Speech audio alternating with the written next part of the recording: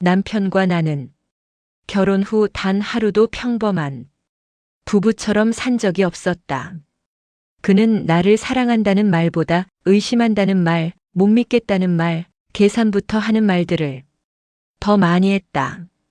결혼 첫 해 그가 술 한 잔 마신 날 내게 했던 말은 아직도 뼛속 깊이 박혀 있다. 너는 내가 죽으면 내 재산 가지고 도망갈 인간이야. 한 푼도 못 줘. 내가 죽어서도 너 지켜볼 거다. 그 말은 농담이 아니었다. 술김에 감정이 올라와 한 말도 아니었다. 그 말은 그의 삶, 그의 가치관, 그가 나를 바라보는 방식 전부를 담고 있었다. 그의 말은 나를 아내가 아니라 감시해야 할 존재로 규정했다. 그때의 나는 순진했다. 남편이 마음이 불안해서 그럴 거라 생각했다. 내가 잘하면 언젠가 달라지겠지, 언젠가 진심으로 나를 믿고 의지하겠지 했던 것이다. 그러나 그날 이후 40년 동안 남편은 단 한 번도 변하지 않았다. 아니, 변하긴 했다. 더 예민하게, 더 날카롭게, 더 의심 많아지고 더 구두쇠가 되었다. 나는 평생을 결혼 생활이라는 이름의 커다란 방에 갇힌 채 살았다. 남편은 내게 다정한 말을 할 줄 몰랐고 부부 사이의 대화라기보다 회계 감사 같은 대화를 매일매일 이어갔다. 오늘 뭐 샀어? 얼마 썼어? 영수증은? 왜 100원이 모자라?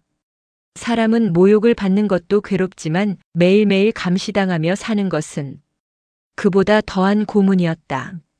한 달 용돈은 고등학생보다 적었고 50원이라도 쓰면 이유를 설명해야 했다. 이유가 부족하다고 생각하면 그는 밤새도록 잔소리를 했다. 부부 싸움이라고 하기엔 일방적이었다. 나는 항의조차 할 수 없었다. 내가 무엇을 말하면 그는 득달같이 받아쳤다 봐라. 너는 항상 변명만 한다. 그러니까 내 말을 못 믿는 거야. 너는 내 재산만 바라보고 있는 여자야. 그 말들을 듣고 자란 날들이 어느새 1년, 5년, 10년, 20년, 어느새 40년이 되어 있었다. 아이도 없었다. 남편의 몸 상태 때문이었다. 의사도 명확히 말했다. 남편분이 아이를 갖기 어려운 체질입니다. 하지만 남편은 그 사실을 인정하지 않았다. 잘 알면서도 내게 죄를 돌렸다. 내가 여자로서 문제 있어서 애가 없는 거지. 너 때문이야. 그 말은 나에게 평생 지워지지 않는 빗금처럼 새겨졌다. 결혼 생활은 남편의 감정 쓰레기통이자 화풀이 대상이 되어 버린 삶의 연속이었다. 나는 왜 죄인처럼 살았을까? 나는 왜 잘못하지도 않은 일에 사과해야 했을까? 나는 왜 40년 동안 이 남자의 눈치를 보며 살아야 했을까? 그 왜라는 질문은 나이 들어서도 결코 잠잠해지지 않았다. 시간이 흐르면 둔해진다고들 하지만 내 상처는 묵혀질수록 더 쉬어지고 깊어졌다. 그러던 어느 날 나도 모르게 내 마음속에서 아주 작은 변화가 피어났다. 스스로도 놀랄 정도로 단단하고 무거웠던 마음을 흔드는 작은 균열이었다. 이렇게 사는 게 맞나? 나는 언제까지 이렇게 살아야 하지? 그 질문을 스스로에게 던지기 시작한 건 남편에게서 어떤 이상 신호가 보이기 시작하던 바로 그때였다. 처음엔 단순한 깜빡거림이라고 생각했다. 나이가 드니 당연히 있을 수 있는 일이라고 여겼다. 그러나 남편의 변화는 점점 더 명확해지고 있었다. 그가 나를 의심하던 방식은 그대로였지만 그 의심의 이유와 방향이 엉켜가기 시작했다.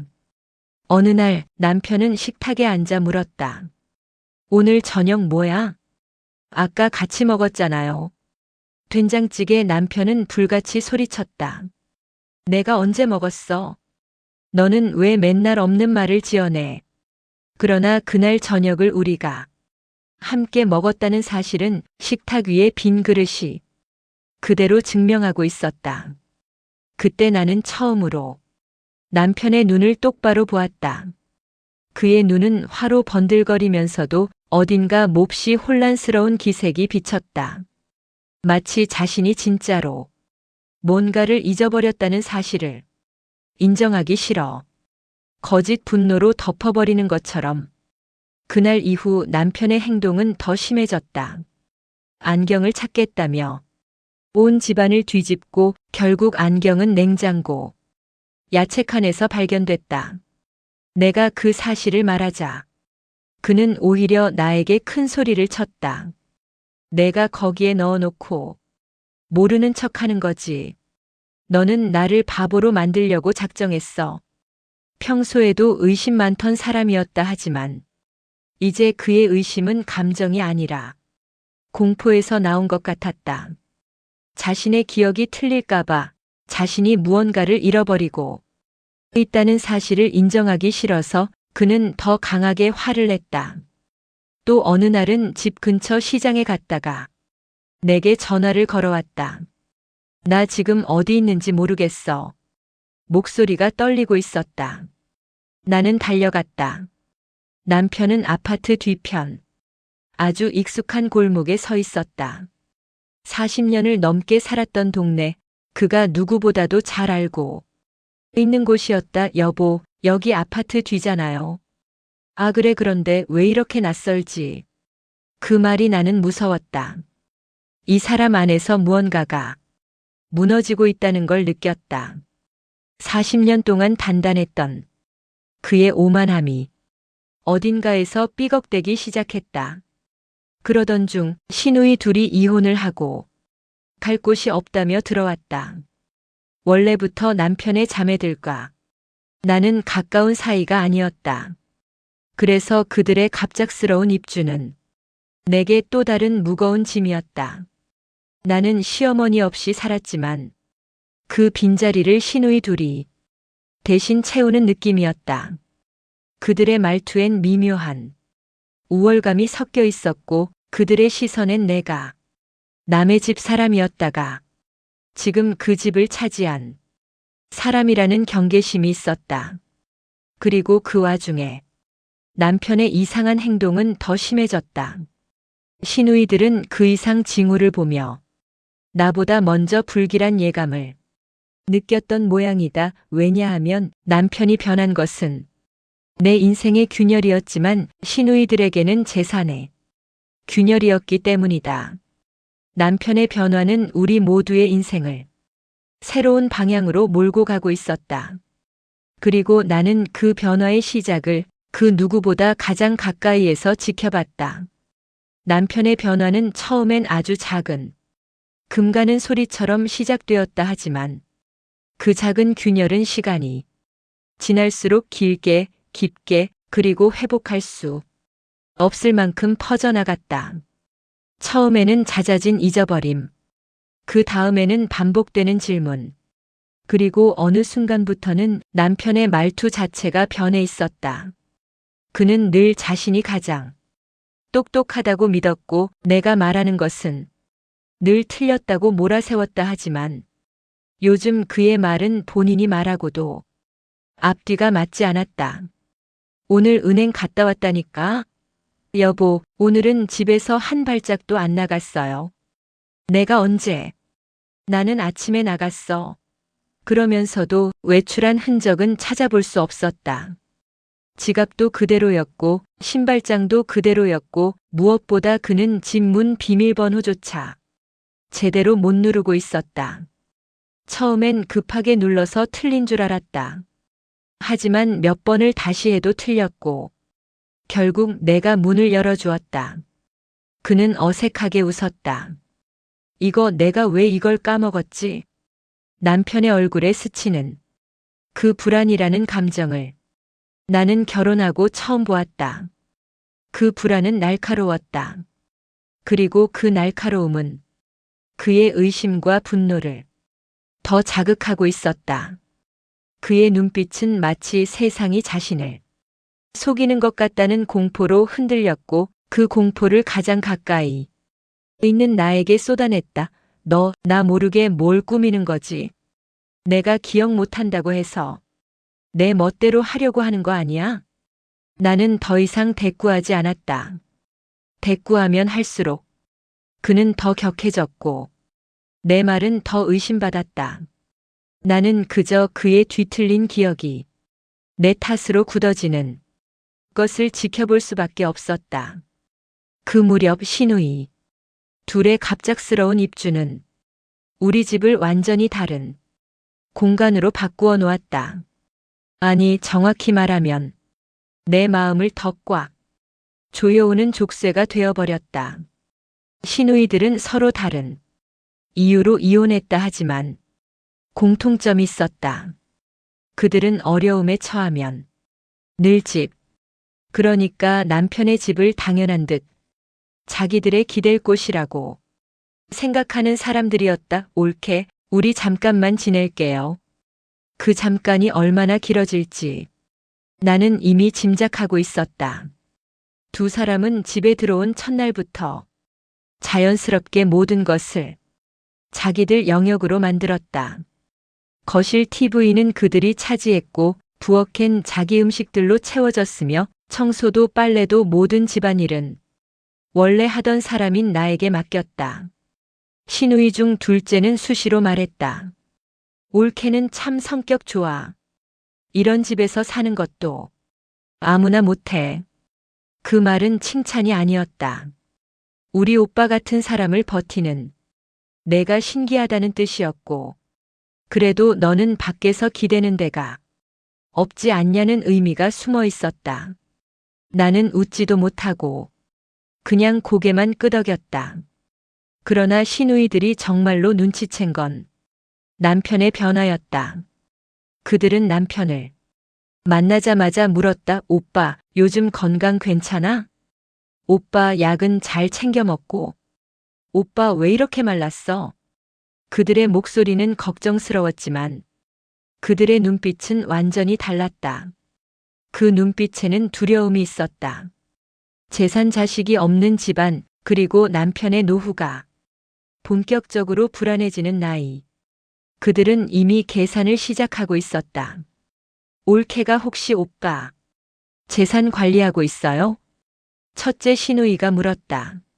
나는 고개를 저었다. 아니요, 여전히 본인이 다 관리해요. 그 말을 듣고 시누이들의 눈이 스쳤다. 그들의 표정에는 다행이다와 아직인가? 가 동시에 담겨 있었다. 그러나 그들의 안도는 오래가지 않았다.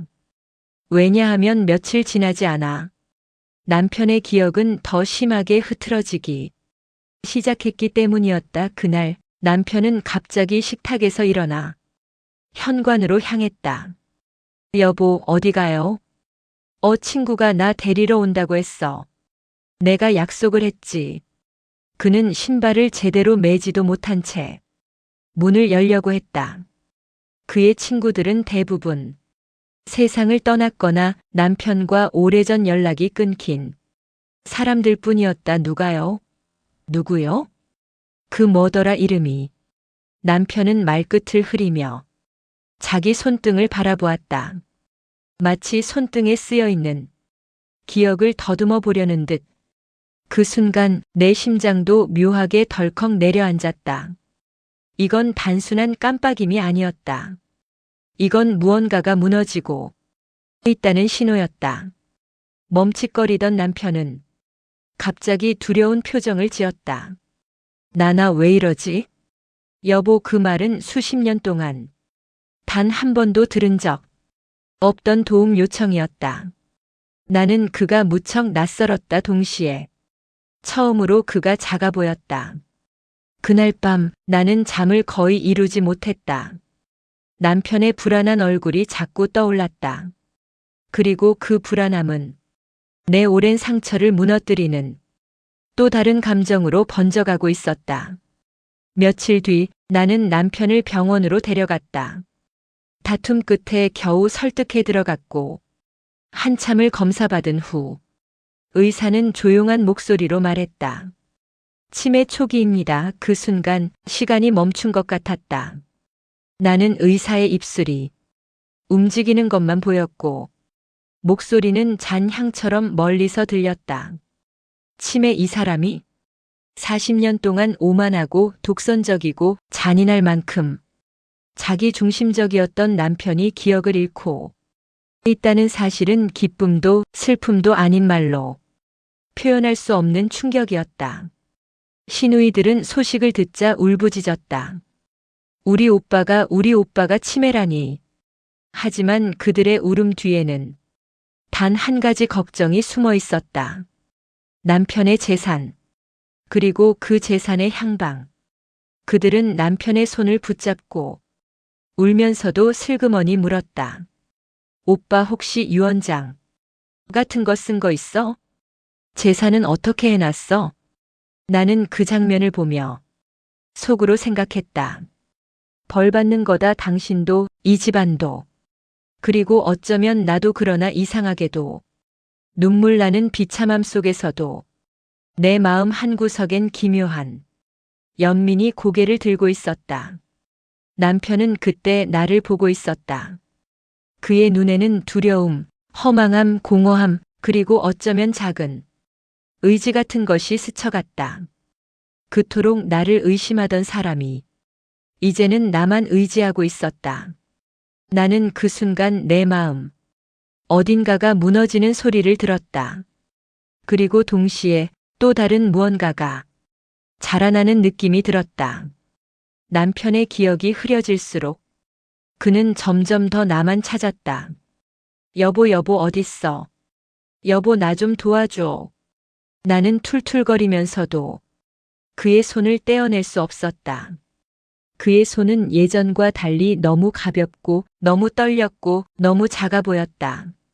40년 동안 그가 나에게 준 무게가 얼마나 컸던가. 그 무게에 짓눌려 살아왔던 시간이 얼마나 길었던가. 그런데 지금은 그가 너무 가벼워서 내가 아니면 잡아줄 사람이 없을 것 같아졌다. 나는 스스로에게 물었다. 이게 불행일까? 아니면 이제야 진짜로 시작되는 삶일까? 남편의 치매는 우리의 마지막 시간을 가혹하게도 그리고 예상치 못하게도 새로운 형태로 엮어두고 있었다. 남편의 치매 진단 이후 나는 처음으로 그를 있는 그대로 바라보게 되었다. 오만함으로 무장했던 사람이 아니라 척박한 마음에 갇혀 살아온 사람, 의심 많고 공격적이고 다투기 좋아 보였던 그의 껍데기 속에는 어쩌면 늘 상실의 공포가 있었던 걸지도 모른다. 나는 40년 동안 그 공포의 표면만 보고 원망했지만 정작 그의 마음 깊은 곳에 무엇이 들어 있었는지는 한 번도 생각해 보지 않았다. 그러나 치매는 그의 방어막을 모두 부수고 속살을 드러내게 만들었다. 그의 눈은 이제 자신의 하루조차도 믿지 못하는 어린아이의 눈이었다. 새벽에 들려오는 그의 목소리는 단단한 가장의 목소리가 아니라 손 내밀 곳을 잃어버린 노인의 떨림이었다. 여보 여기 있어? 여보 왜 안 보여? 여보 나 혼자 두지 마. 나는 몇 년 만에 이름 불리듯 들리는 여보라는 단어를 다시 듣게 되었다. 그 말이 이토록 쓸쓸하고 이토록 절박하게 들릴 줄은 몰랐다. 시누이들은 남편의 상태가 빠르게 나빠지는 것을 보며 초반엔 눈물을 흘리고 가슴을 치고 형제처럼 보이는 연기를 했다. 그러나 그 연기는 오래가지 않았다. 남편이 약을 먹고 낮잠 든 사이 두 시누이는 거실에서 작은 목소리로 속삭였다. 올케가 오빠 재산 관리하면 끝이야. 지금이라도 미리 정리해야지. 오빠 정신 완전히 나가기 전에 뭔가 받아놔야 해. 그러니까 우리도 지분이 있잖아. 그들의 대화는 흘러나온 말이 아니라 이미 오래전부터 준비해둔 마음이었다.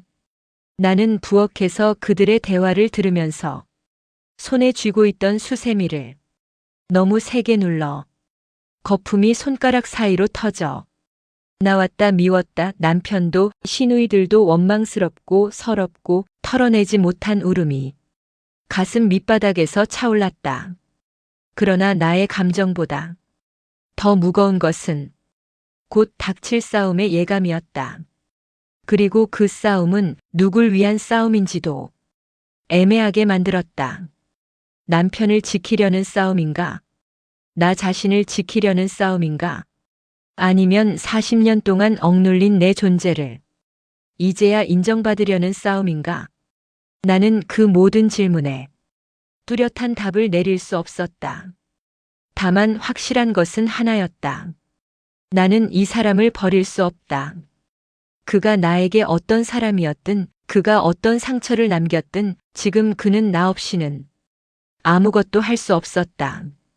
그 사실이 나를 붙잡았다. 남편의 이상은 점점 더 깊어졌다. 그의 기억은 하루 단위가 아니라 몇 시간 단위로 지워졌다.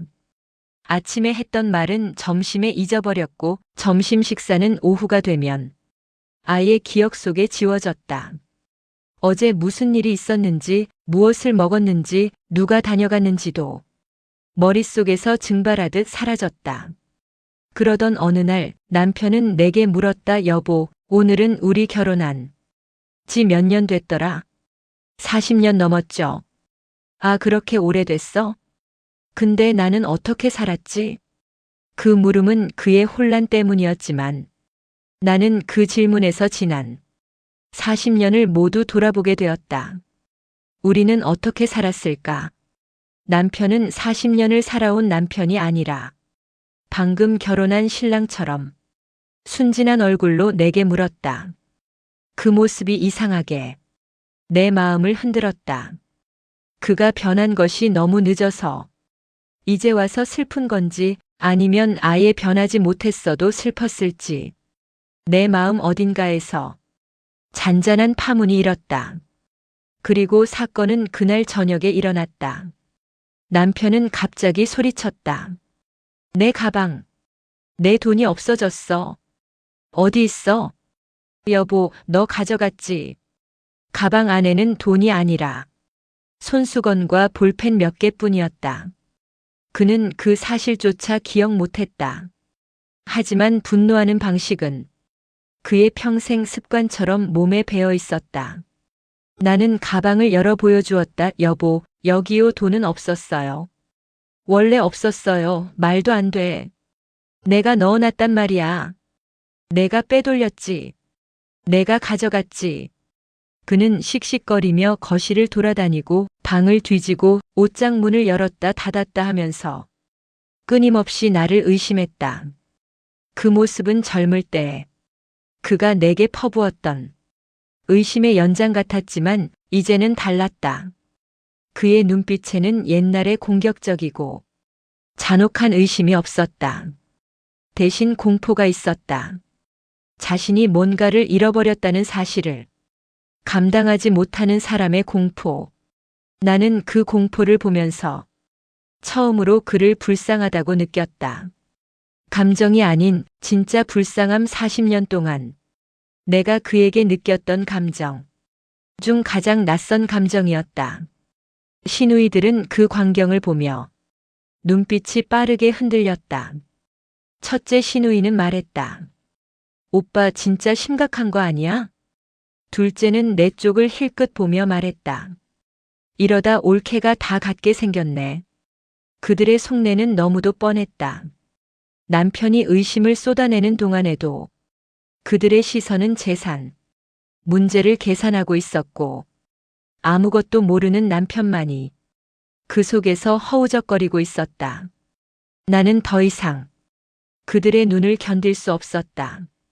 나는 문득 깨달았다. 이 싸움은 이제 단순한 가족 문제가 아니라 나와 남편의 남은 인생을 어디에 둘 것인가의 문제였다. 남편은 기억을 잃어가고 있고 시누이들은 그 기억이 사라지는 틈을 파고들려 하고 있었다. 그리고 나는 40년 동안 눌려온 채로 숨죽였던 사람이 아니라 이제는 누군가를 지켜야 하는 사람이 되어 있었다. 그날 밤 나는 남편을 재웠다. 그는 내 손을 꼭 잡고 잠들었다. 그 손은 40년 동안 한 번도 내 손을 진심으로 잡아준 적이 없던 손이었다. 그렇기에 더 낯설고 더 약하고 더 간절해 보였다. 남편은 잠결에 중얼거렸다. 여보, 여보, 가지 마. 나는 대답하지 못했다. 그저 그의 손을 놓지 않고 찬 바람처럼 지나가는 그의 숨결을 듣고 있었다. 그때 깨달았다. 나는 이 사람에게 평생 한 번도 받아본 적 없는 필요함을 받고 있었다는 것을, 그리고 그 필요함이 내 가슴을 아프게 흔들고 있었다는 것을. 남편은 기억을 잃어버리고 있었지만 나는 그를 다시 기억하고 있었다. 그의 젊은 날의 잔인함도, 그의 나이 든 날의 공포도, 그리고 지금의 연약함까지도 모두 다 내 안에 자리 잡기 시작했다. 40년 동안 나는 이 사람에게 갇혀 있었다. 그러나 이제는 내가 이 사람을 붙잡고 있었다. 삶은 그렇게 기억이 사라지는 순간에도 또 다른 의미를 만들어냈다. 그리고 나는 그 의미를 외면할 수 없었다. 남편이 잠든 방은 밤새 조용했지만 그 조용함이 나를 더 잠들지 못하게 했다. 그가 잠결에 손을 움켜쥐던 순간들, 헛것을 쫓듯 공기를 붙잡으려는 듯한 움직임, 그리고 꿈속에서조차 나를 찾는 그의 목소리까지, 그 모든 것이 이제 내 삶이 전혀 다른 방향으로 흘러가고 있음을 알려주고 있었다. 나는 거실에 나와 불도 켜지 않은 채 한참을 앉아 있었다. 시누이들이 자고 있는 방 너머로 들려오는 작은 코고는 소리마저 괘씸하게 느껴졌다. 사람이라는 것이 자기가 힘들 때는 어디든 기댈 곳을 찾기 마련이다. 하지만 그 기댐이 당연함이 되면 그 순간부터 타인의 삶은 버림받는다. 시누이들은 바로 그런 존재였다. 늘 오빠가 있으니까, 올케가 있으니까 누군가가 대신 감당해주는 삶이 가능하다고 믿는 사람들이었다. 하지만 이제 그들이 기대려는 오빠는 그저 밤새 떨리는 손으로 아내의 옷소매를 붙잡는 노인이었다. 시누이들도 알고 있었다. 그들의 울음은 오빠의 병보다 앞으로 자신들이 잃게 될, 기댈 곳을 위한 울음이라는 것을. 그리고 그 사실을 아는 나 또한 씁쓸함과 분노, 허무함이 뒤섞인 감정을 지울 수 없었다. 다음 날 아침 남편은 전날의 혼란이 조금은 가라앉은 듯 보였다. 그러나 그의 눈빛은 여전히 어딘가 잃어버린 것처럼 비어 있었다. 아침 식탁 앞에 앉은 그는 숟가락을 들고 가만히 바라보다가 갑자기 내게 물었다. 이거 어떻게 먹는 거지? 나는 잠시 말을 잃었다. 밥을 먹는 방법조차 까먹었다는 뜻인가? 아니면 단지 순간적으로 헷갈린 것인가? 그는 숟가락을 쥔 채 어색하게 웃었다. 그리고 곧 시무룩해지고 마치 자신이 틀린 사람이 되어버린 것 같다는 표정을 지었다. 나는 말없이 그의 손을 잡고 숟가락을 쥐는 법을 다시 알려주었다. 그는 어린아이처럼 내 손을 따라 천천히 움직였다. 40년 동안 나는 한 번도 이 사람에게서 이런 무력함을 본 적이 없었다. 그는 늘 큰 소리쳤고, 늘 옳았고, 늘 다른 사람을 내려다보았다. 그런 사람이 밥 먹는 법조차 잊어가는 모습을 보면서 나는 알 수 없는 감정에 잠식되었다. 그 감정은 동정도 아니고 연민도 아니고 완전한 용서도 아니었다. 그저 나만이 알고 있는 어떤 오래된 진실이 천천히 드러나는 듯한 기묘한 감정. 이 사람은 오만한 척했지만 사실 평생을 두려움 속에서 살았던 건 아닐까? 늘 의심하고, 늘 확인하고, 늘 지갑과 물건을 검사했던 그 습관조차 결국은 잃을 것에 대한 공포의 다른 모습이었을지도 모른다. 나는 그 진실을 이렇게 뒤늦게 깨닫고 있었다. 식탁에서 잠시 멈춰 있던 남편은 숟가락을 내려놓더니 나를 똑바로 바라보았다. 그리고 아주 작은 목소리로 말했다. 여보, 내가 요즘 좀 이상하지? 그의 질문은 날카로운 유리 조각처럼 내 마음에 박혔다. 스스로 이상하다는 걸 느끼고 있다는 뜻이었고, 그 이상함을 인정하는 것이 그에게 얼마나 큰 고통일지 나는 너무 잘 알고 있었다. 나는 조용히 고개를 끄덕였다. 그러자 그는 눈을 깜빡이며 물었다. 나 뭐가 없어지는 것 같아? 뭐가요? 내가 나 자신이 없어지는 것 같아. 그 한마디는 40년 동안 들어온 모든 폭언보다 더 깊이 내 가슴을 아프게 찔러왔다. 그의 목소리는 마치 자신이 스스로를 잃어버리는 걸 두 눈 뜨고 지켜보는 사람의 절망 같았다. 그리고 그 절망을 세상에서 단 한 사람 나한테 토해내고 있었다. 그 순간 나는 이상하게도 두려움 대신 아주 묘한 평온을 느꼈다. 이 사람의 마지막은 내가 지켜주게 될 것이다. 그것이 내 지난 삶의 어떤 의미가 되어줄 것 같았다. 하지만 시누이들은 그 모든 감정과 진실을 볼 줄 모르는 사람들이었다. 그날 오후 둘째 시누이가 내게 물었다. 올케 오빠 지금 상태 혹시 병원 기록 어디 있어요? 나는 대답하지 않았다. 그녀의 질문은 걱정이 아니라 증빙 자료를 찾는 목소리였다. 첫째 시누이는 이제 노골적으로 말했다. 올케도 알잖아요. 오빠가 정신이 흐릿해지면 여기저기서 문제 생겨요. 재산 문제도 그렇고. 그리고 이어지는 말. 혹시 올케 앞으로 뭐 해둔 거 있어요? 내 안에서 오랜 시간 눌러온 무언가가 천천히 올라오기 시작했다.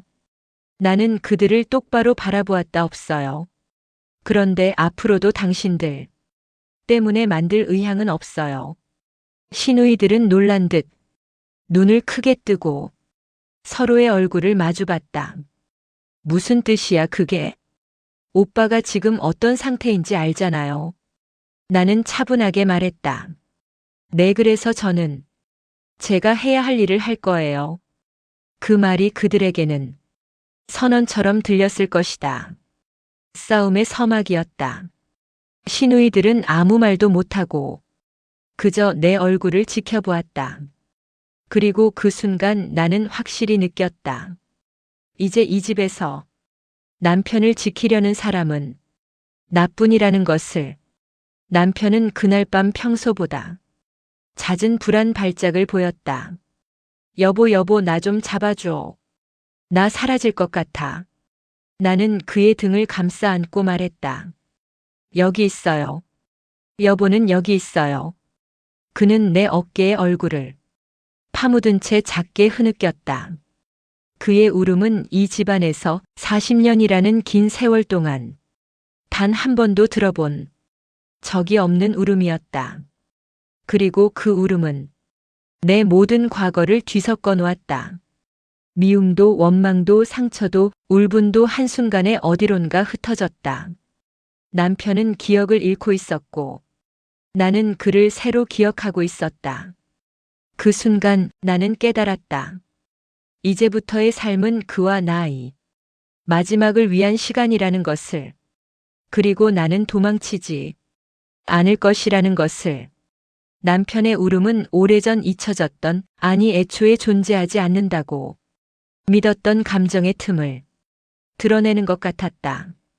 그동안의 삶이 긴 어둠이었다면 지금의 눈물은 그 어둠의 균열에서 흘러나온 가장 인간적인 빛처럼 느껴졌다. 그는 내 어깨에 얼굴을 묻은 채 숨을 크게 들이켰다. 마치 자신의 존재를 확인하기라도 하듯 내 살결의 온도를 손끝으로 숨으로 떨리는 입술로 더듬어 찾고 있었다. 나는 그의 등이 들썩이는 걸 느끼며 묘한 감정에 사로잡혔다. 억울함, 허무함, 분노, 서러움. 내 안에 오래도록 켜켜이 쌓였던 감정들이 그 울음 앞에서 무슨 모래성처럼 무너져 내렸다. 그는 내게 말했다. 나 여보 없으면 안 되나 봐.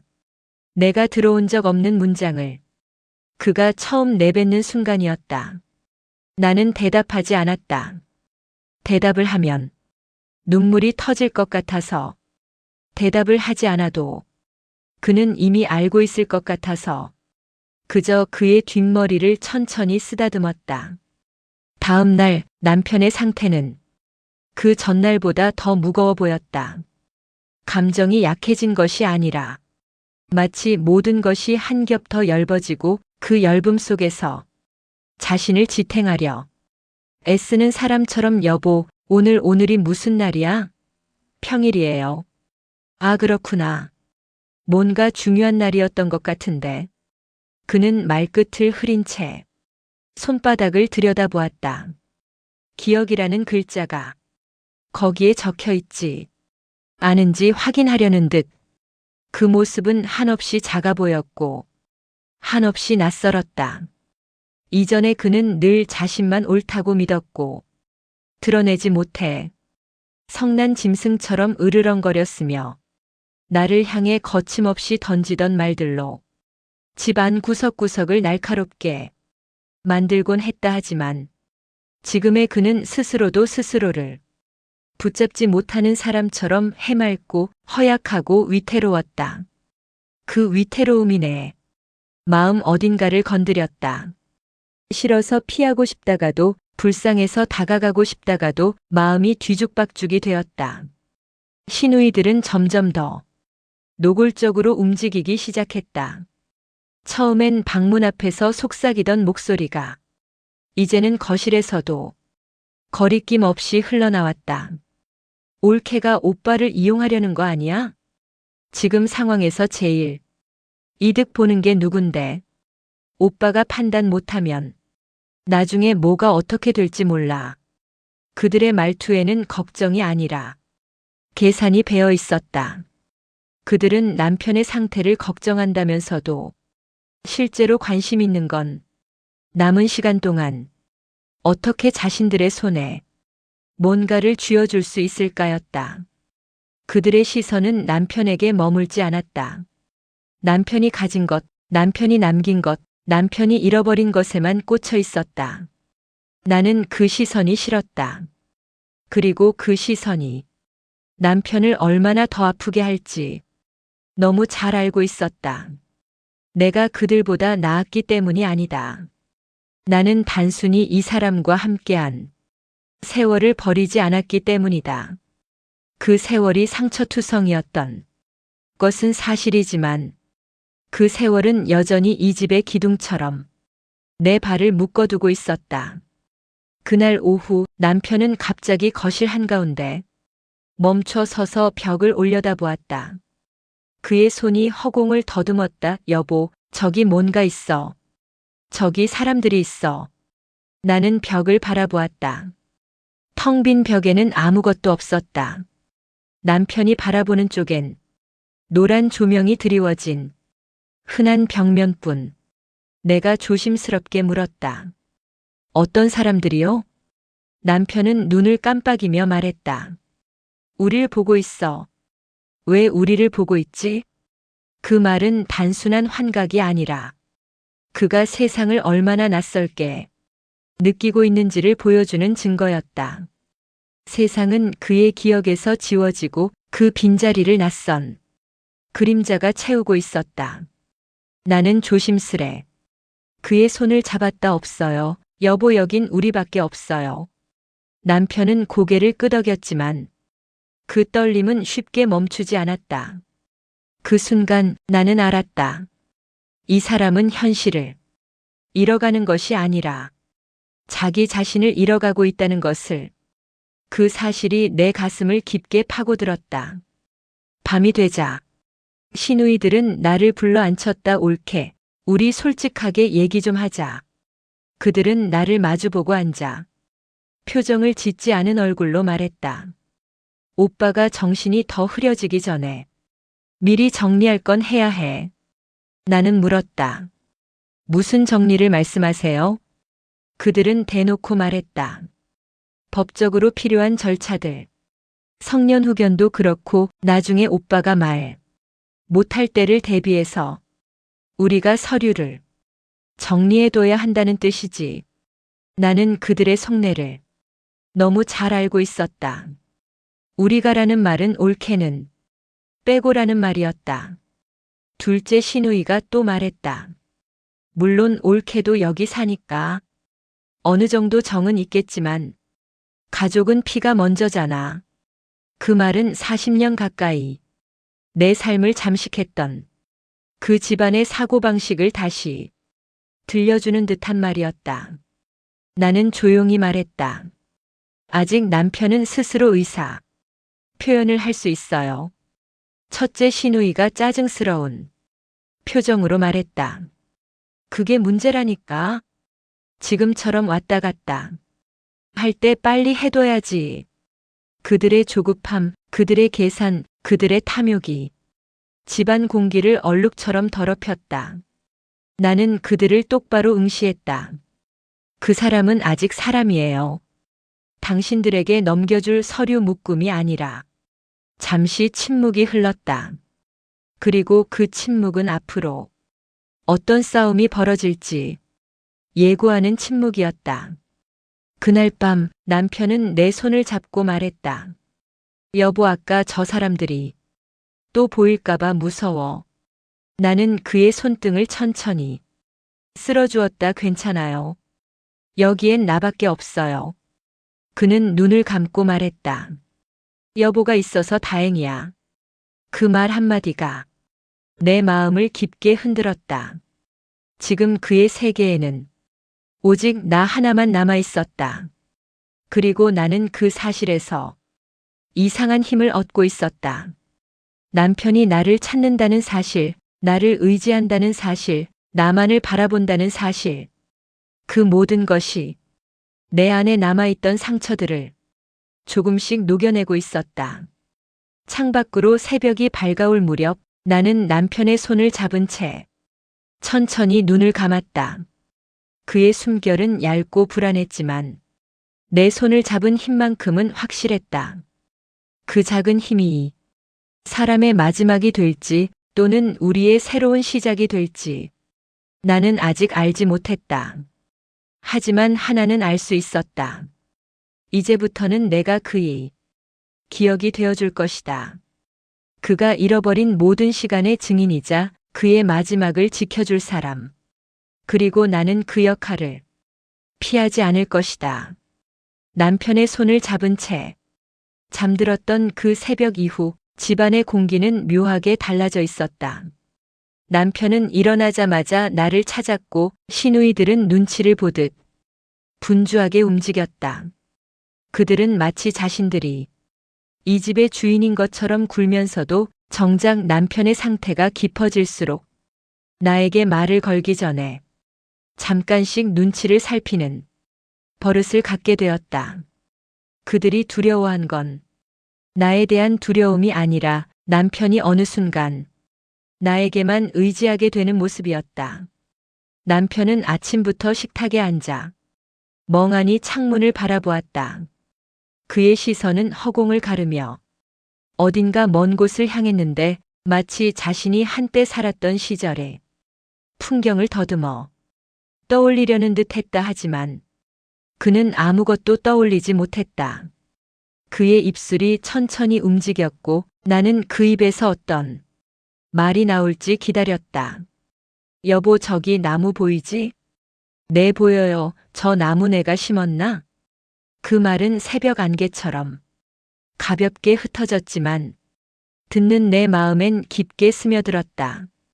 우리 집 마당의 나무는 남편이 심은 것이 아니라 내가 조용히 옮겨 심어 갖고 온 것이었다. 남편은 나무에 관심도 없었고 길가에 꽃이 피든 말든 신경 쓰던 사람이 아니었다 하지만 그는 지금 자신이 기억하지 못한 어떤 것들을 자신이 했던 일로 착각하고 싶어 하는 것 같았다. 자기 자신이 무너져 가는 것을 감당하기 위해 아무 말이나 붙잡아 스스로에게 안도감을 주는 모습이었다. 나는 그에게 굳이 사실을 말하지 않았다. 응, 당신이 심은 거예요. 그는 그 말을 듣고 천천히, 아주 천천히 고개를 끄덕였다. 그 고개 끄덕임은 그가 이 집에서 아직도 살아있는 존재라는 것을 증명하려는 작은 몸짓처럼 느껴졌다. 그의 눈망울이 순간 고요해지는 걸 보고 나는 스스로에게 묻지 않을 수 없었다. 진실을 알려주는 것이 이 사람에게 도움이 될까? 아니면 이렇게 작은 안심을 주는 것이 더 맞는 걸까? 나는 후자를 선택했다. 지금의 그는 예전처럼 날카로운 사람이 아니었다. 세상 모든 것이 흐려지고 무너지는 벼랑 끝에서 홀로 손을 뻗는 사람처럼 보였다 하지만 시누이들은 남편의 상태가 조금이라도 나아 보이는 순간이 오면 다시 재산 문제로 화제를 돌렸다. 첫째 시누이는 조심스러운 척 물었다. 올케 오빠가 오늘은 괜찮아 보이네. 이럴 때 미리 정리해야 하지 않을까? 둘째 시누이가 바로 따라붙었다. 맞아. 나중에 더 심해지면 늦어. 그들의 말은 걱정이 아니라 시간이 얼마 남지 않았다는 걸 알고 있다는 말이었다. 나는 부엌에서 그 말을 듣고 천천히 뒤돌아 그들을 바라보았다. 부드럽게 하지만 단호하게 말했다. 남편 상태는 제가 가장 가까이서 지켜보고 있어요. 그러니 제게 맡기세요. 내 목소리는 조용했지만 그 속에는 더 이상 물러서지 않겠다는 의지가 담겨 있었다. 시누이들은 처음엔 그 말을 가볍게 넘겼지만 시간이 지날수록 내 말투 뒤에 있는 무언가를 감지한 듯 경계하는 눈빛으로 바뀌기 시작했다. 그들은 서로의 표정을 살피며 내게 밀리지 않으려는 듯 보였다 하지만 나는 알고 있었다. 그들이 아무리 설치고 떠들어도 실제로 남편의 하루를 버티게 하는 사람은 나뿐이라는 것을, 그 사실이 오히려 그들에게 더 큰 불안이 되어가고 있었다. 그날 오후 남편은 갑자기 침대 위에서 공포에 질린 눈빛으로 일어났다. 마치 악몽을 본 사람처럼 헐떡거렸고 내 이름을 찾으며 침대 모서리를 잡았다. 여보, 여보, 여보 어디 갔어? 나는 급히 다가가 그의 등을 감싸 안았다. 그의 심장은 빠르게 뛰었고 온몸이 식은 땀으로 젖어 있었다. 괜찮아요. 여기 있어요, 여보. 여기. 그는 내 목덜미에 얼굴을 묻고 전신을 떨며 말했다. 나 또 사라진 줄 알았어. 나는 눈을 감았다. 그 말은 단순한 두려움이 아니라 자신이 자신을 잃어버리는 순간을 스스로 인지하고 있다는 뜻이었다. 그의 머릿속 어딘가는 무너지고 있지만 그 무너짐을 그 자신이 아직 지켜보고 있었다. 그 사실이 더 잔혹했다. 남편은 잠시 후 진정을 찾았지만 그의 눈동자는 여전히 공포로 젖어 있었다. 그리고 아주 작은 목소리로 물었다. 여보, 혹시 내가 많이 변했어? 나는 그의 손을 천천히 잡았다. 손등 위에 그어진 얇은 혈관들이 투명하게 드러나 있었다. 예전 같았으면 볼 수 없었을 연약한 모습이었다. 네, 조금 변했어요. 그는 조용히 고개를 끄덕였다. 그치, 나도 알아. 내 머리가 내가 아니야. 그 말은 남편이 스스로를 잃어가며 하는 가장 솔직한 고백이었다. 그는 그 말을 하고서 갑자기 내 손을 꼭 잡았다. 근데 여보, 나는 당신만 있으면 돼. 나는 대답하지 못하고 그저 그의 손을 감싸 쥐었다. 그 손에 묻은 떨림은 그의 마지막 자존심이 흔들리는 소리 같았다. 저녁 무렵 시누이들은 다시 거실에서 큰 소리로 말다툼을 벌였다. 지금이라도 절차 밟아야 돼. 올케가 먼저 움직이면 우리 끝이야 법적으로. 미리 얘기해야 한다니까.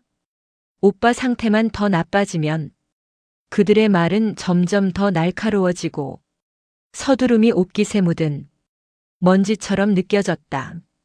그들은 남편이 잃어가고 있는 정신을 기회로 보고 있었다. 그 사실이 나를 분노하게 했다. 남편이 실수로 약을 떨어뜨리자 둘째 시누이는 짜증을 숨기지 못하며 말했다. 오빠 왜 이래? 정신 좀 차려봐. 나는 자리에서 벌떡 일어나 그녀 앞에 섰다. 그리고 낮고 단단한 목소리로 말했다. 그 말 다시는 하지 마세요. 둘째 시누이는 순간 나를 바라보며 어이가 없다는 듯 웃었다. 왜? 내가 틀린 말했어? 내가 말했다.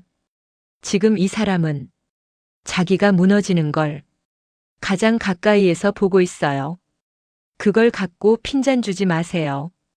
첫째 시누이는 헛기침을 하며 상황을 무마하려 했다. 옳게 너무 예민하게 받아들이지 마.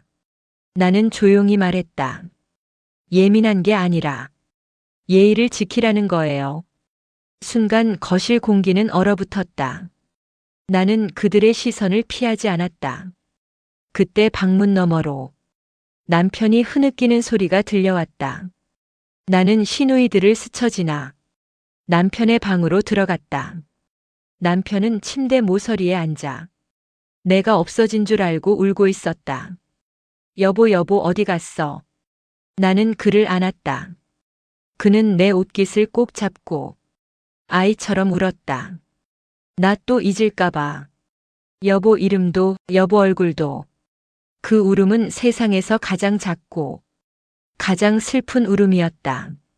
그리고 그 순간 나는 분명하게 깨달았다. 이 사람을 지키는 건 사랑이 아니라 책임도 아니었다. 함께 겪어온 시간의 무게였다. 그 무게는 누구도 대신 질 수 없는 것이었고 내가 지금 견디는 모든 것의 이유였다. 나는 그의 등을 감싸며 속삭였다. 괜찮아요. 나는 여기 있어요. 당신 옆에 있어요. 남편은 나를 아는 채 조용히 눈을 감았다. 그리고 나는 그의 마지막 기억 속에 내가 마지막까지 남을 사람이라는 것을 그제야 실감했다.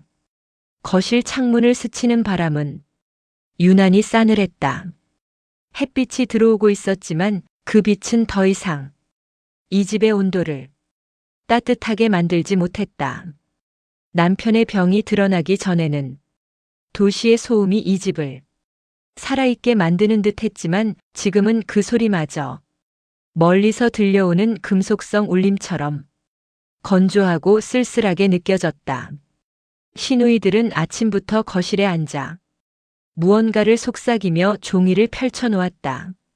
나는 커피포트를 올리면서도 그들의 시선이 가리키는 곳이 어디인지 훤히 알 수 있었다. 서류 도장 재산 목록, 그리고 남편이 더 이상 읽지 못하는 글자들. 남편은 안방에서 뒤척이며 내 이름을 부르고 있었다. 여보 그 목소리는 거의 속삭임에 가까웠지만 나는 그 속삭임 하나에도 즉각 반응해야 했다. 그의 하루는 내 반응 속도를 기준으로 움직이기 시작했다. 나는 커피포트를 멈추고 방문을 열었다. 남편은 이불을 허리에 감싼 채 두 눈을 크게 뜨고 천장을 올려다보고 있었다. 여보, 나 오늘 어디 가야 하지? 그의 목소리는 두려움과 의문이 뒤섞여 있었다. 아무 데도 안 가요. 집에 있어요. 그는 잠시 안도한 듯 고개를 끄덕였다. 하지만 곧 다시 물었다. 근데 왜 우리가 여기 살아? 여기가 우리 집이에요. 아, 그래, 우리 집. 그의 말 중 간중간은 바람에 흩어진 메모지처럼 끊어져 있었다. 나는 그의 손을 잡고 침대에서 일으켜 세웠다. 따뜻한 물수건으로 얼굴을 닦아주고 옷을 갈아입히며 하나하나 설명해야 했다. 이건 셔츠고요. 여기 버튼 잠가야 돼요. 여기는 당신 방이고 저기는 거실. 그는 눈을 반쯤 감은 채 내 손을 따라가며 움직였다. 마치 내가 그의 새로운 지도가 된 것처럼.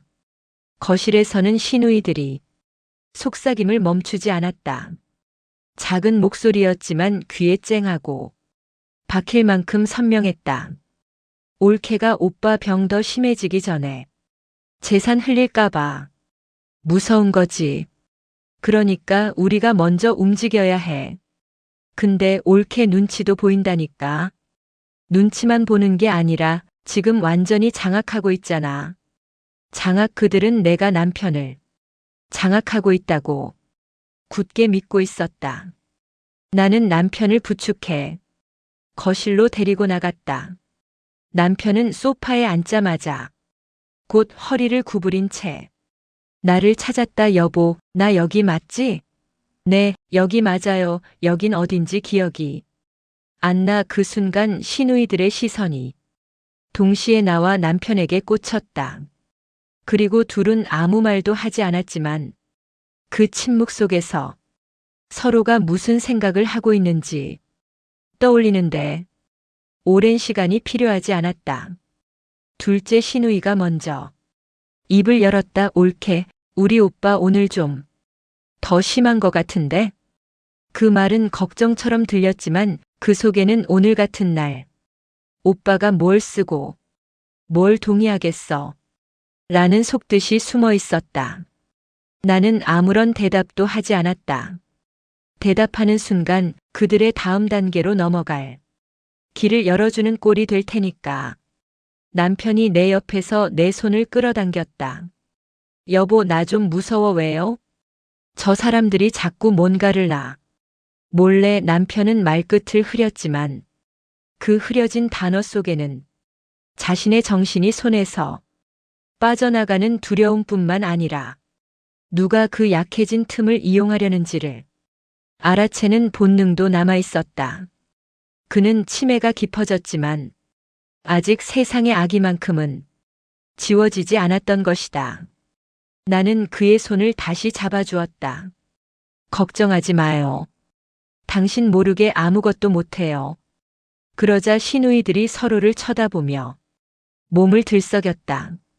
그들은 내가 남편의 말을 듣는 방식이 마음에 들지 않는 눈치였다. 첫째 시누이가 직접 말했다. 올케도 알겠지만 오빠 상태가 이러면 솔직히 서류 같은 건 미리 정리해두는 게 맞잖아. 너무 늦으면 오빠도 힘들어지고 우리도 힘들고. 그러면서 아주 자연스럽게 종이 뭉치를 테이블에 올려놓았다. 나는 그 종이들을 쳐다보지 않았다. 대신 시누이 둘에게 질문했다. 그 힘든다는 건 누구 기준이에요? 첫째는 잠시 멈칫했지만 금세 표정을 가다듬었다. 그야 가족이니까. 다 같이 힘들다는 얘기지. 나는 다시 물었다. 누가 돌보고 있는데요? 둘째가 그제야 표정을 구겼다. 올케가 돌보는 건 알아. 근데 그렇다고 해서. 나는 그녀의 말을 끊었다. 내가 돌본다고 해서 뭐가 문제예요? 둘째는 잠시 눈을 깜빡이며 말을 잇지 못했다. 그러자 남편이 갑자기 소리를 냈다. 여보. 여보, 손. 그는 내 손을 다시 붙잡았다.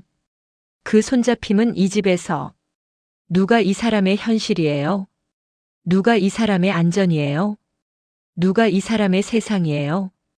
라고 말하는 것만 같았다. 나는 시누이들을 바라보며 천천히 말을 꺼냈다. 이 사람의 하루가 어떻게 굴러가는지 아는 사람은 나뿐이에요. 그걸 아시면 지금 어떤 얘기를 해도 재산 얘기보다 먼저 해야 할 말이 뭔지 알겠죠? 그 말이 끝나는 순간 이 집의 공기는 완전히 달라졌다. 시누이 둘은 더 이상 말하지 않았고 남편은 내 손을 놓지 못했다. 아니, 놓을 수 없었다. 나는 그 손을 바라보며 마음속으로 생각했다. 이 싸움은 이제부터 시작이구나. 이 싸움의 대상은 남편의 병이 아니라 남편을 이용하려는 그림자들이었다. 그리고 그 그림자 속에서 나는 남편을 지킬 수 있는 단 한 사람이 되어 있었다. 거실 공기가 잠시 정적에 잠겼지만 그 정적 속에서도 나는 긴장을 놓지 못했다. 남편은 여전히 내 손을 붙잡고 있었고 시누이들은 종이 뭉치를 바라보며 서로 속삭이는 눈빛을 주고받았다. 나는 천천히 남편의 손을 쥐며 속삭였다. 여보, 괜찮아요. 여기는 우리 집이에요. 당신은 안전해요. 그가 나를 바라보며 얕은 숨을 쉬었다. 마치 그 말이 그에게 현실과 환상을 구분하게 해주는 유일한 기준인 듯 했다. 시누이들의 시선은 점점 더 날카로워졌다. 그들은 남편이 내 옆에서 안정을 찾는 모습을 보며 불안해하는 듯 했다. 이제 올케에게 완전히 붙어버렸네. 그런 표정이 얼굴에 가득했다. 나는 그 시선을 무시하며 차분하게 남편을 소파로 앉혔다. 여보, 오늘은 우리가 천천히 식사 준비할 거예요. 아무 걱정하지 말아요. 남편은 내 말에 고개를 끄덕였지만 손은 여전히 내 손을 놓지 않았다. 그 작은 손길 안에 담긴 의존과 불안은 내 마음을 흔들면서 동시에 결심을 굳게 만들었다. 시누이 둘은 거실 한쪽에서 잔뜩 긴장한 채 눈치를 보며 재산과 서류 이야기를 다시 꺼내려는 듯 입술을 굳게 다물고 있었다. 첫째가 한숨을 쉬며 말했다. 옳게 이렇게 해도 결국은 오빠 재산 얘기를 피해갈 수는 없잖아. 둘째가 고개를 끄덕였다. 우리가 늦으면 나중에 후회할 거야. 나는 가만히 듣고 있다가 조용하지만 단호한 목소리로 말했다. 남편의 하루를 이렇게 불안하게 만드는 것보다 중요한 게 있을까요? 재산은 그 뒤에 논의해도 늦지 않아요. 그 말에 시누이 둘은 서로를 바라보다가 입을 다물고 더 이상 내게 대들지 못했다. 남편이 내 옆에서 안정을 찾는 순간, 그 순간이 바로 내가 지켜야 할 이 집의 경계선이라는 것을 그들은 이미 감지한 것이다. 남편은 소파에 앉아 내 무릎에 머리를 올리며 흐느꼈다. 여보, 나 기억이 자꾸 사라지는 것 같아. 너무 무서워. 내 머리가 나를 버리는 것 같아. 나는 그의 머리를 쓰다듬으며 말했다. 괜찮아요. 여보, 머리가 잃어도 나는 여기 있어요. 당신 기억이 사라져도 당신 옆에서 지켜줄게요. 그 순간 나는 깨달았다. 이 사람은 이제 나만 바라보고 있었다. 세상에서 남편이 의지할 수 있는 유일한 사람은 바로 나였다. 그리고 그 힘은 단순한 사랑이나 책임감이 아니라 오랜 세월 쌓인 시간과 기억, 그리고 지금의 절박한 현실에서 나오는 것이다. 저녁 시간이 다가오자 시누이들은 조용히 움직이면서 또 다른 서류를 꺼내려 했다. 하지만 이번에는 그 움직임을 쉽게 눈치챘다. 나는 남편의 손을 꼭 잡고 일어나 거실 중앙으로 나왔다. 시누이들이 미처 반응하기도 전에 나는 그 종이들을 소파 위에 올려놓았다. 이건 나중에 이야기할 거예요. 지금은 당신들의 시간도 오빠의 시간도 이런 논쟁이 필요한 때가 아니에요. 첫째 시누이는 당황하며 말했다. 옳게 너무 극단적 아니야? 둘째는 날카로운 눈빛으로 나를 살폈다. 이러면 우리가 제대로 말도 못해. 나는 두 사람을 번갈아 보며 낮고 확실한 목소리로 말했다. 이 사람은 아직 결정할 능력이 있어요. 하지만 지금의 상황에서 당신들이 무언가를 서두른다면 그건 그에게 상처를 주는 거예요. 법과 재산보다 중요한 건 바로 사람이에요. 그 사람은 아직 살아있고 느끼고 있고 무서움을 느끼고 있어요. 그 누구도 그의 하루를 나보다 더 이해하지 못해요. 시누이 둘은 말없이 서로를 바라봤다. 그 눈빛 속에는 좌절과 계산과 짜증이 뒤섞여 있었지만 이제 그 누구도 쉽게 내 앞에서 재산 얘기를 꺼낼 수 없다는 것을 인정하는 듯 했다. 남편은 내 팔에 얼굴을 묻고 숨을 고르며 말했다. 여보 고마워 나 혼자가 아니구나. 그 한마디에 내 심장은 쿵 하고 뛰었다. 그동안 쌓였던 분노, 허탈, 외로움, 모든 것이 섞여 한꺼번에 터져 나왔다. 그리고 동시에 나는 결심했다. 이 싸움에서 반드시 이겨야 한다고. 남편이 남은 시간을 평온하게 보내게 하겠다고. 나는 그의 머리를 더 깊이 안으며 속삭였다. 괜찮아요. 여보 당신은 지금부터 나에게만 집중하면 돼요. 그 누구도 당신을 흔들 수 없어요. 그때 남편의 손이 내 손을 꼭 잡았다. 그 작은 손짓 하나에 내 마음속에서 단단한 무언가가 만들어졌다. 이 사람을 지키겠다는 결의, 이 집을 지키겠다는 결의, 그리고 내가 살아온 세월의 의미가 바로 여기에 있다는 깨달음이었다. 밤이 깊어갈수록 남편은 내 무릎 위에서 잠들었고 나는 그의 호흡을 느끼며 조용히 거실과 안방을 살폈다. 시누이들은 한쪽에 앉아 더 이상 서류를 건드리지 않고 속삭임마저 멈춘 채 있었다 하지만 나는 안다. 그들의 그림자는 여전히 집안 구석구석에 남아있을 것이고 언젠가는 또다시 움직일 것이란 것을. 나는 그 그림자와 싸우며 남편을 지켜야 한다. 그 사람이 더 이상 기억을 잃어가는 순간에도 나는 그 옆에 남아있어야 한다. 그리고 이번에는 그 누구도 내 결심을 흔들 수 없을 것이다. 그날 밤 나는 남편의 손을 잡은 채 창밖의 어둠을 바라봤다. 달빛이 희미하게 비치고 있었지만 그 달빛조차 따뜻하지 않았다. 그러나 나는 마음속으로 다짐했다. 이 집과 남편 남은 시간과 남겨진 사람들을 지키는 일, 그 모든 것이 내 책임이라는 사실을. 그 책임감이 나를 단단하게 만들었고 이제 나는 두려움보다 분노보다 오로지 결심 하나로 움직이기로 했다. 아침 햇살이 집 안으로 스며들었지만 그 빛은 여전히 차갑게 느껴졌다.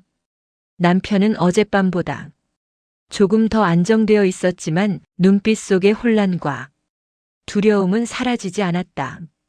나는 그가 의식적으로 눈을 뜰 때마다 마치 매번 처음 만나는 사람처럼 조심스레 그의 하루를 안내해야 했다. 여보, 오늘은 무슨 날이야? 그 질문은 단순히 시간을 묻는 것이 아니었다. 그는 자기 존재가 하루하루 사라지는 느낌을 견디지 못하고 있었고 나는 그 질문 속에서 그의 공포와 혼란 그리고 여전히 남아있는 나를 의지하는 마음을 느낄 수 있었다. 나는 부드럽게 답했다. 오늘은 그냥 집에서 쉬는 날이에요. 우린 함께 있으니까 괜찮아요. 그가 살짝 고개를 끄덕이며 내 손을 꼭 잡았다. 그 짧은 동작만으로도 나는 하루를 시작할 수 있는 힘을 얻었다. 그때 거실에서 낮은 속삭임이 들려왔다. 시누이 둘이 또다시 서류를 정리하며 무언가를 상의하는 소리였다 하지만 이번에는 이전처럼 나를 향한 도전적인 기운이 아니었다. 오히려 속도와 신중함을 조절하며 남편의 상태를 살피는 척하는 얄팍한 계산이 느껴졌다. 첫째 시누이가 조심스럽게 말했다. 오늘 오빠가 좀 안정돼 보이긴 하네. 둘째가 덧붙였다. 맞아 하지만 우리 조금만 더 준비하면 나중에 그 말은 흐려졌지만 의미는 명확했다. 그들은 여전히 재산을 탐냈다. 그리고 나는 그 속을 꿰뚫고 있었다. 남편은 소파에 앉아 내 무릎에 머리를 올린 채 내 손을 놓지 않았다. 그의 손은 여전히 떨리고 있었지만 내 손을 잡고 있다는 사실이 그에게 잠깐의 안정감을 주고 있었다. 나는 그의 손을 바라보며 생각했다. 이 사람을 지키는 일은 단순한 돌봄이 아니라 그의 현실을 지켜주는 일이구나. 그날 오후 남편은 갑자기 침대에서 몸을 일으켰다. 여보, 나 어디 가야 하지? 그 말투는 혼란과 공포가 뒤섞여 있었다. 나는 천천히 그의 손을 잡고 거실로 안내했다. 시누이들은 또 한 번 눈치를 보며 남편의 반응을 관찰하고 있었다. 이번에는 눈치만 보는 것이 아니라 어떤 기회를 찾으려는 긴장감이 섞여 있었다. 남편은 내 팔을 붙잡고 걸으며 때때로 길을 잃은 듯 멈춰 서곤 했다. 그럴 때마다 나는 그의 손을 잡고 길을 안내하며 말했다. 여보, 여기 맞아요. 내가 곁에 있어요. 그 순간 그의 눈빛에서 한 줌의 안도와 동시에 사라져가는 기억의 조각을 볼 수 있었다. 나는 그 모습을 보며 마음속으로 결심했다. 누구도 어떤 상황도 이 사람을 흔들 수 없게 만들겠다. 저녁이 되어 남편이 잠들자 시누이들은 거실에서 다시 작은 목소리로 상의하기 시작했다. 오늘도 오빠가 괜찮네. 하지만 서류 정리는 서두르는 게 나을지도. 맞아. 조금만 늦으면 우리가 손해지. 나는 부엌에서 조용히 들으며 손가락으로 커피포트를 돌리고 있었다. 그들의 말은 단순한 가족 걱정이 아니었다. 재산을 향한 욕망과 내가 남편과 함께 있는 것을 견디지 못하는 마음이 뒤섞여 있었다. 나는 문득 깨달았다. 남편의 병은 내게 큰 책임을 요구하지만 그 병 뒤에는 더 큰 싸움이 기다리고 있었다. 바로 남편을 둘러싼 재산과 인간관계의 그림자들. 그리고 그 그림자는 남편이 기억을 잃어갈수록 더 교묘하고 강하게 다가올 것이 분명했다. 나는 마음속으로 계획을 세웠다. 누구도 남편을 이용하지 못하게 하자. 그리고 남편이 마지막 순간까지 평온할 수 있도록 만들자. 그 결심이 단순한 의지가 아니라 남편의 삶을 지켜내는 방패가 되어야 했다. 그리고 나는 그 방패 역할을 누구보다 단단하게 완벽하게 수행해야만 했다. 밤이 깊어갈수록 남편은 내 무릎 위에서 잠들었고 나는 그의 호흡을 느끼며 거실과 안방을 살폈다. 시누이들은 조용히 앉아 있었지만 그들의 시선은 여전히 날카로웠다. 그 눈빛 속에서 나는 알 수 있었다. 그들은 단순히 패배를 인정한 것이 아니라 다음 기회를 엿보고 있다는 것을. 나는 남편의 손을 잡은 채 창밖의 달빛을 바라봤다. 어둠 속에서도 달빛이 스며들고 있었지만 그 빛마저 따뜻하지 않았다. 그러나 마음속 결심은 흔들리지 않았다. 남편을 지켜야 한다. 이 집을 지켜야 한다. 남겨진 그림자들을 막아야 한다. 그 결심은 나를 단단하게 만들었고 나는 그날 밤 남편이 더 이상 두려움에 흔들리지 않도록 내가 그의 현실이 되어주겠다고 다짐했다. 남편의 상태는 점점 더 미묘하게 변하고 있었다. 단순히 기억을 잃는 것을 넘어 그의 행동과 감정, 판단력까지 흔들리기 시작했다. 나는 아침마다 그의 눈빛을 보며 하루를 시작했다. 그 눈빛에는 여전히 혼란과 불안, 의존이 섞여 있었지만 점점 더 무방비 상태로 변하고 있었다. 어느 날 아침 남편은 부엌으로 나와 무심코 찬장을 열었다. 여보, 여기에 뭐가 있지? 그는 자신이 먹는 것조차 헷갈려하며 우유를 꺼내 냉장고 문을 닫지 못했다. 나는 다가가 그의 손을 잡고 부드럽게 안내했다.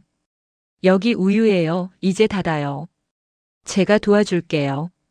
그 순간 그의 눈빛이 잠시 맑아졌다 하지만 그 맑음은 금세 다시 흔들리며 불안이 찾아왔다. 시누이들은 그 모습을 멀리서 지켜보며 작은 웃음을 흘리기도 하고 속삭이며 계획을 세우기도 했다.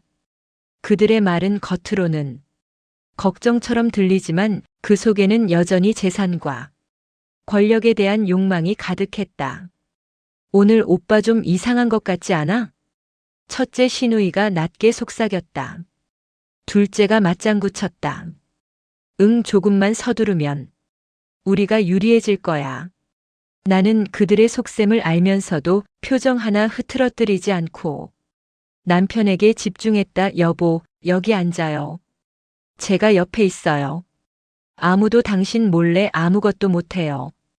그의 손을 잡아주자 남편은 잠시나마 안도하며 내 무릎에 머리를 얹었다. 마이너스. 그러나 시누이들은 쉽게 물러서지 않았다. 며칠 후 그들은 남편이 잠시 내 손을 놓는 틈을 노리고 서류와 도장을 몰래 만지려 했다.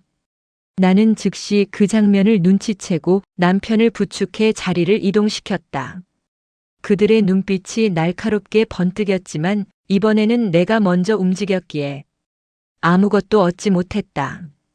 남편의 치매가 진행되면서 그는 점점 더 하루의 작은 일상마저 이해하지 못했다 하지만 동시에 그의 감정은 예민하게 남아 있었다. 누군가가 자신의 공간을 침범하려는 순간 혼란 속에서도 의식을 따라 나를 찾았다. 그 손을 찾는 순간 나는 남편이 나를 필요로 하고 있음을 느꼈다. 그리고 나는 그 필요를 배신하지 않을 결심을 했다. 나는 하루하루 계획을 세워 남편을 안내했다. 식사, 화장실, 약 복용, 잠자리. 그 모든 순간에 나는 그의 곁에 있어야 했다. 그리고 동시에 시누이들이 어떤 시도를 할지 항상 대비해야 했다. 그들의 표정과 말, 작은 움직임 하나까지 놓치지 않았다. 어느 날 시누이 둘이 거실에서 작은 싸움을 시작했다. 첫째가 말했다. 우리가 먼저 움직이지 않으면 올케가 다 차지할지도 몰라. 둘째가 불만스럽게 말했다. 그래도 너무 노골적으로 움직이면 우리만 손해지. 나는 그 순간 부엌에서 그들의 말을 들으며 남편의 방으로 살짝 걸어가 그의 손을 잡았다. 여보, 아무 걱정하지 말아요. 누구도 당신을 흔들 수 없어요. 그 손을 잡는 순간 남편은 잠시 혼란스러워하던 눈빛이 사라지고 나를 바라보며 안도했다. 그 순간 나는 깨달았다. 이 싸움에서 승리의 열쇠는 단순한 법적 문제나 서류가 아니라 남편의 마음과 안전, 그리고 하루하루의 안정이었다는 것을 밤이 되자 남편은 내 무릎 위에서 잠들었다. 그의 호흡은 규칙적이었지만 나는 그의 손을 놓지 않고 하루 동안의 변화를 되짚으며 시누이들의 다음 움직임을 예상했다. 그들은 단순한 가족이 아니었다. 그들은 남편의 약점을 노리는 그림자였고 나는 그 그림자를 막아내는 수호자가 되어야 했다. 그날 밤 나는 창밖을 바라보며 마음속으로 다짐했다. 누구도 남편을 이용하지 못하게 만들 거야. 그의 마지막 순간까지 평온하게 지켜낼 거야. 달빛이 희미하게 집 안으로 스며들었지만 그 빛보다 더 단단한 결심이 내 마음속에서 빛나고 있었다. 나는 그날 밤 남편의 손을 잡은 채로 새벽까지 깨어 있었다. 그의 호흡과 작은 움직임 하나까지 관찰하며 내가 그의 현실이자 방패가 되어야 한다는 사실을 다시 한번 확인했다. 그리고 결심했다. 앞으로 남은 시간 남편이 무엇을 잊어도 나는 그 곁을 지키며 남겨진 그림자들을 물리치겠다고. 남편의 치매는 이제 더 이상 단순한 혼란이 아니었다.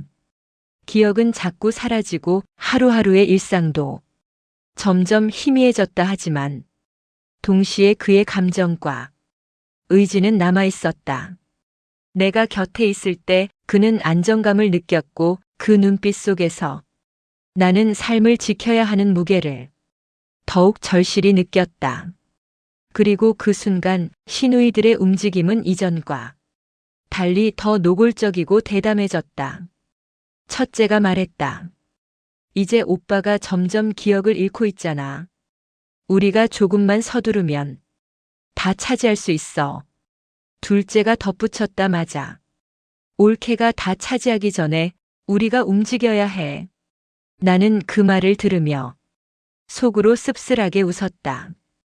그들의 계산과 욕망이 이렇게까지 노골적일 줄은 예상했지만 이제는 내 눈앞에서 그대로 드러나고 있었다. 나는 마음을 가다듬고 남편의 손을 잡았다. 여보, 아무 걱정하지 마세요. 누구도 당신을 흔들 수 없어요. 그 순간 남편은 내 손을 꼭 잡으며 여보 고마워 내가 있어서 다행이야. 작은 목소리였지만 그의 마음은 진심이었다. 그리고 나는 깨달았다.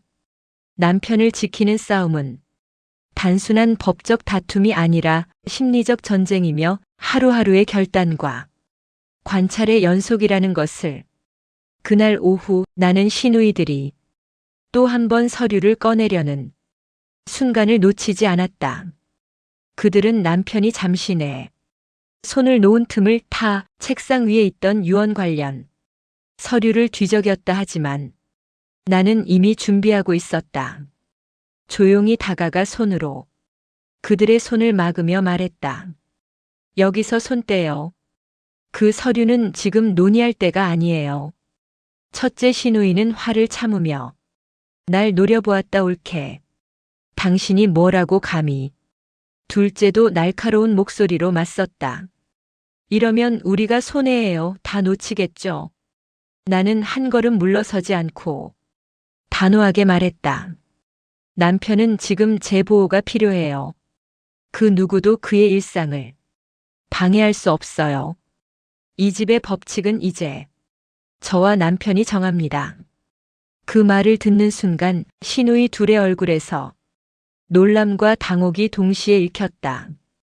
그들은 그동안 내 곁에서 남편을 흔들고 재산을 탐내며 기회를 엿보았지만 나는 그 순간 단호한 방패가 되어 있었다. 그날 저녁 남편은 내 무릎 위에서 잠들었다. 그의 호흡과 작은 손짓 하나까지 놓치지 않으며 나는 시누이들이 어떤 시도를 할지 계속 관찰했다. 그들은 조용히 있었지만 눈빛 속에는 여전히 불만과 계산이 묻어 있었다. 그러던 중 첫째 시누이가 속삭였다. 이제 우리가 직접 움직여야 해. 이대로 놔두면 다 끝나버릴지도 몰라. 둘째가 고개를 끄덕이며 말했다. 맞아요. 계획을 세워서 오늘 밤에 움직이자. 나는 그 속삭임을 들으며 이미 마음속 계획을 세우고 있었다.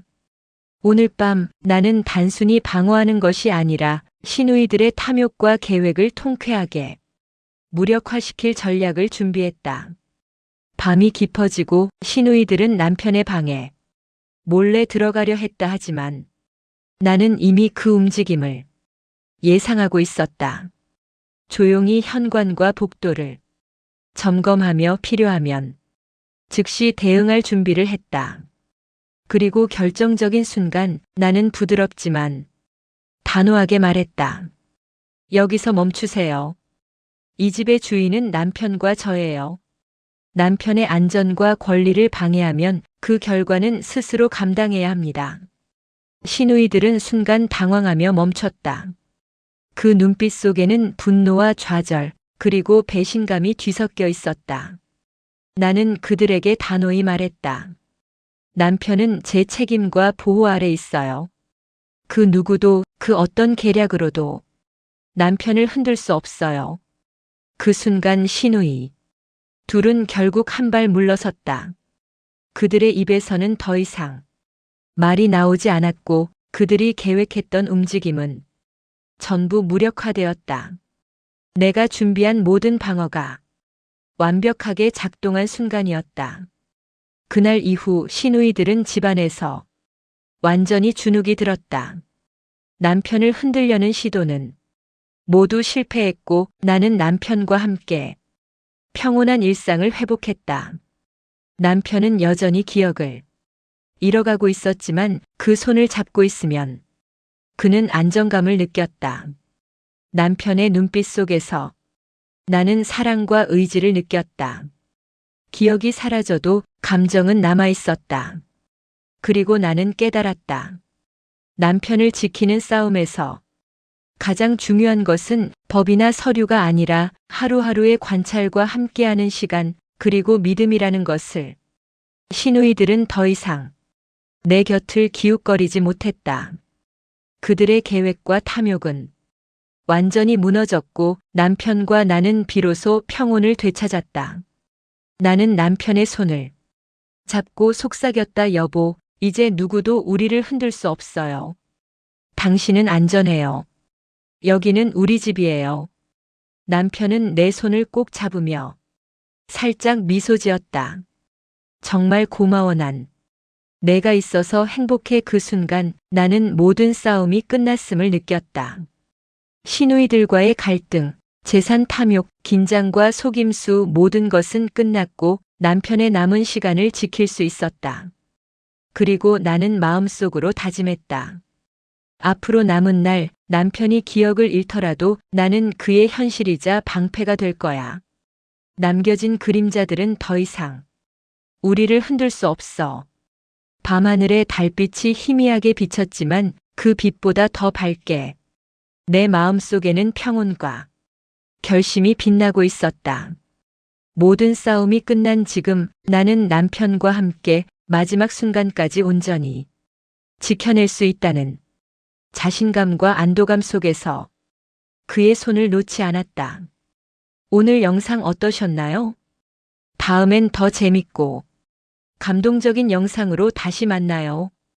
좋아요와 구독은 영상 만드는데 큰 힘이 됩니다.